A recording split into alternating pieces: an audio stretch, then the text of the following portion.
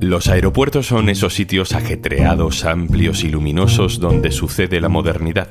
Conexiones personales que van y vienen desde diferentes lugares del mundo. Pero en los aeropuertos hay también un lugar escondido, una trastienda degradante. La cara oculta. Soy Juan Luis Sánchez.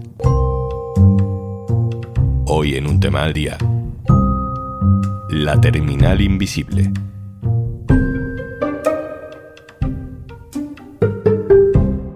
Una cosa antes de empezar. Ahora al hacerte socio del diario.es te regalamos un año de Podimo. Sí, has oído bien, un año. Y además podrás escuchar Un Tema al Día sin publicidad. Entra en eldiario.es/Podimo y hazte socio. Hace unos días hice un viaje por trabajo a Colombia. A la vuelta, aterricé en el aeropuerto de Madrid. Bajé del avión, pasé por un control de pasaportes para ciudadanos europeos, que ahora en realidad es una máquina automática que te escanea el pasaporte y te hace una foto. Pasé por delante de un policía, hola, ¿qué tal? Y seguí mi camino hasta la salida. Quizá no te parezca nada del otro mundo, a mí tampoco, pero no todo el mundo hace el mismo camino. Hay gente que llega al aeropuerto, pero no llega a la salida. Se quedan atrapados en una sala, en unas salas que no sabemos que existen, pero están ahí. En esas salas del aeropuerto de Madrid hay gente permanentemente. A veces duermen allí durante días. Mientras grabamos esto, hay en esas salas más de 200 personas. En las últimas semanas se han llegado a concentrar a la vez más de 300. Sin ventanas, sin contacto con el exterior, sin poder alimentarse o lavarse correctamente. Tiradas en el suelo. ¿Y qué hacen ahí? Nos lo va a contar Matías, que también vino de Colombia y aterrizó en Madrid, pero su recorrido por el aeropuerto fue bien diferente. Yo tardé 20 minutos en salir. Él estuvo 2 semanas.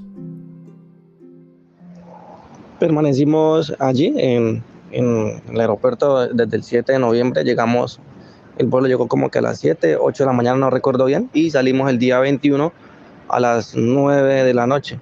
Nos presentamos directamente en la frontera y de allí pues nos atendió la comisaria. De pronto no sé qué tendría ese día y se puso muy brava, o estaba muy brava, que por qué tantos migrantes, que nosotros qué hacíamos aquí en España, que España no estaba para recibir más migrantes, que fueran para otro lado. Y Matías acaba en una de esas salas del aeropuerto de Barajas. Para entender mejor lo que nos va explicando Matías, saludo a mi compañera especializada en inmigración del diario.es, Gabriela Sánchez. Hola. Hola, ¿qué tal? Gabriela, ¿tú has estado alguna vez en una sala de estas? No nos dejan entrar a los periodistas. ¿Y qué sabemos sobre ellas? ¿Qué son? Son espacios que se encuentran en una zona de nadie, de tránsito del aeropuerto, es decir, en frontera, en donde quienes piden asilo en el aeropuerto de Madrid, en vez de pasar a territorio, anuncian que necesitan pedir asilo. Pasan los días necesarios hasta que Interior decide si admite a trámite o no esas peticiones de asilo. Si las admite, estas personas quedan en libertad y como solicitantes de asilo, si no tienen recursos, podrían pasar al sistema de acogida, y si no la admite, son devueltos a sus países.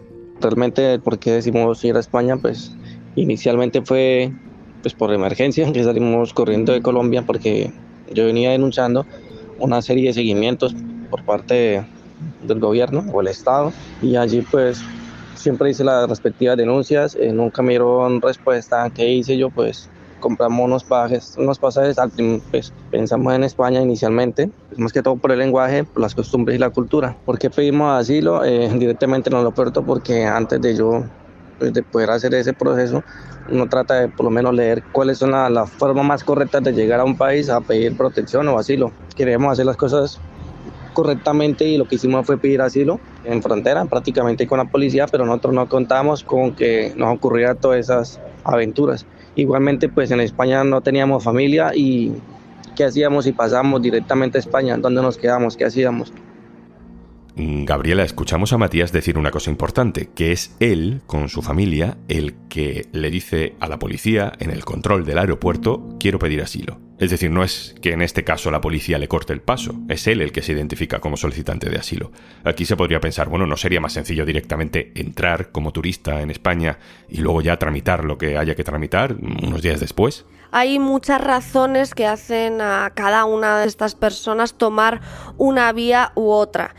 pero, por ejemplo, depende de los requisitos que exija España a determinadas nacionalidades para pasar a territorio español.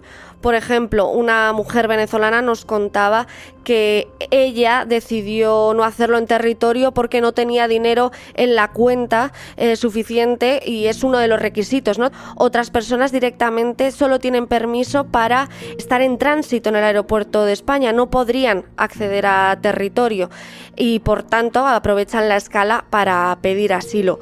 Y además muchos no saben todo el tiempo que van a esperar. Debían de pasar, de hecho, unos 4 días en Barajas. Algunos nos dicen, yo es que pensaba que eran 4 días, no sabía que iba a acabar 15 días allí, por ejemplo, o 20, como algunos de los casos que estamos encontrando. Cuando nos pasaron a la primera sala, allí pues ya había un sobrecupo. Según lo que decían los de Cruz Roja y algunos policías, era cupo para 40 personas, pero ya habíamos más de 70, 80 personas. Y ya dentro de en la habitación habíamos 4 adultos y mi hijo, que tenía 2 años. Así mismo pues uno salía por un pasillo y en el pasillo pues había una sala grande. Y ahí se veía pues el hacinamiento de un lugar muy sucio. Eran 2 baños, o váteres, uno para mujeres, uno para hombres. Uy, eso era terrible esos baños porque no, eso era, el agua salía, el inodoros tapados. Oye, eso era realmente muy pésimo. En cuestión de la alimentación, normalmente los alimentos eran más o menos entre 10 a 11 de la mañana. Quedaban en un supuesto desayuno que era una cajita de jugo, de juguito, o creo que aquí le dicen zumo, con una maderena o unas galletas. En este caso, pues yo lo que hacía con mi esposa es que guardamos eso para dárselo a mi hijo. No era más adelante porque el almuerzo también era demorado, era tipo desde las 4 a las 6 de la tarde llevaban el almuerzo. El almuerzo pues también era muy medio, era muy poco. Y ya en la noche daban la cena, pero la cena sí era comida precalentada, esa comida que es para calentar en el microondas. A más de uno le generaba daño estomacal. La misma policía no la comía porque ellos decían también que les hacía daño. Pues durante los 16 días solamente comíamos una vez al día, que era el almuerzo. Gabriela, este nivel de saturación, de falta de atención, de colapso, ¿cómo hemos llegado hasta esto? La policía lo atribuía a un aumento en concreto de las peticiones de personas con pasaporte de Kenia, que en realidad la mayoría resultaban ser somalíes, que es una nacionalidad que suele requerir protección, tienen muchas necesidades de protección, se les da el asilo. Y los somalíes no tenían derecho ni siquiera a poder hacer esa escala. Sin embargo, las personas de Kenia sí, y por eso se hacían con estos pasaportes. En algunos casos eran pasaportes falsos. Muchos somalíes viven en Kenia desde hace mucho al ser refugiados allí, y cada vez eran más hasta llegar a esta saturación. Después de los keniatas, parece que se ha abierto, que ha trascendido quizá esta manera de pedir asilo que antes no era tan utilizada, y se ha añadido otras nacionalidades bastante numerosas en estas salas, como los marroquíes y los senegaleses, y están en una situación, por ejemplo, en Senegal, que algunos sí que tienen razones de huida por razones políticas. Obviamente el fraude hay que controlarlo, pero los políticos siempre dicen que hay que incentivar las vías seguras para pedir asilo. Y desde luego llegar a España en avión y pedir asilo en el aeropuerto, pues parece una vía más segura, más cara también, pero más segura, que tirarse al mar o que saltar una valla alambrada después de haber pasado a los policías de la frontera marroquí o de Libia, ¿no? Sí, es una de las pocas vías legales que hay para pedir asilo, y lo que ahora está haciendo España, de hecho, es intentar impedirlo. Lo que ha hecho España es pedirle a Marruecos que no deje subir a los aviones a senegaleses que tengan la intención de viajar a otro país que no sea España, pero hacer la escala en España. El Interior lo que dice es que se está haciendo un uso fraudulento de esas escalas. Lo que dice ACNUR, lo que dice ONGs como CEAR, es que está dentro de la Convención de Ginebra esa posibilidad de utilizar la escala para pedir auxilio, para pedir a un Estado que le proteja.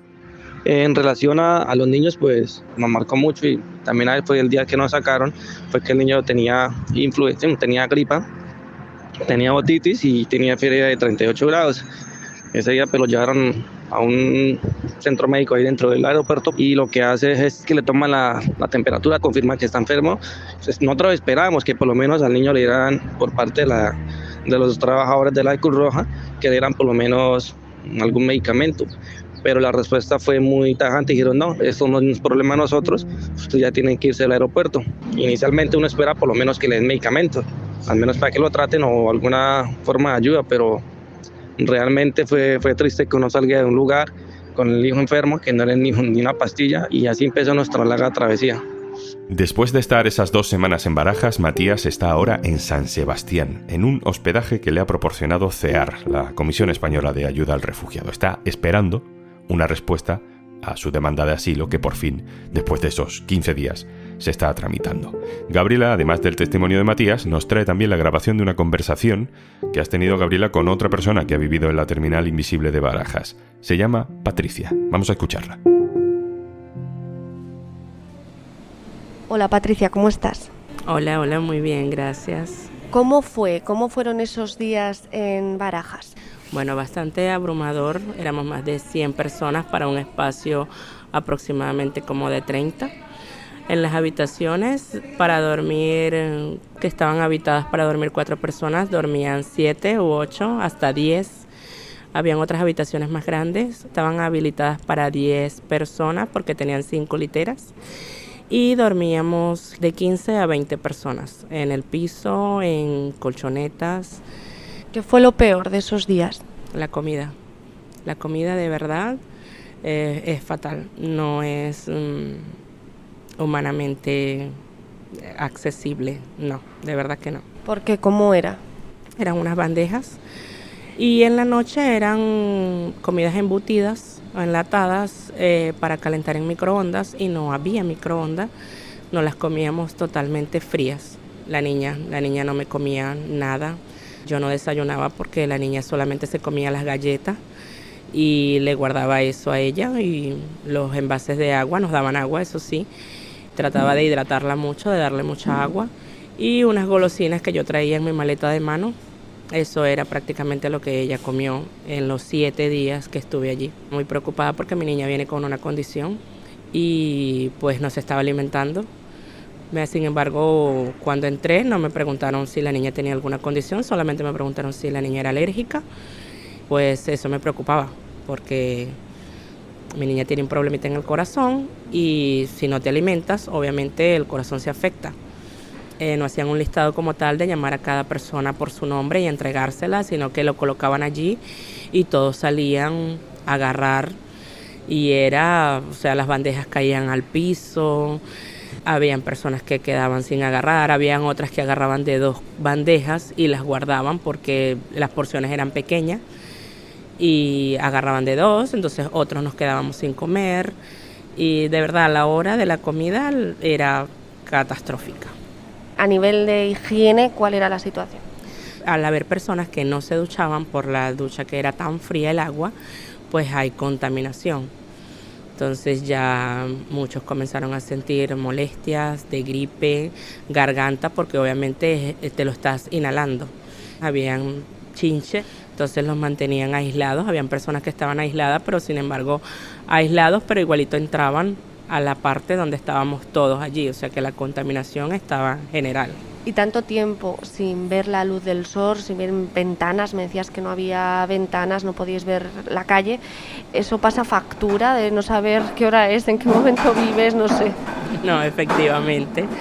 Por lo menos habían días que te levantabas y preguntabas qué día es hoy o más o menos qué hora es. Habían algunas personas que tenían reloj, a otras se los quitaban. Te quitan algunas pertenencias, teléfono, cordones de cinturón, correas, cordones de las carteras, medicinas te la quitan.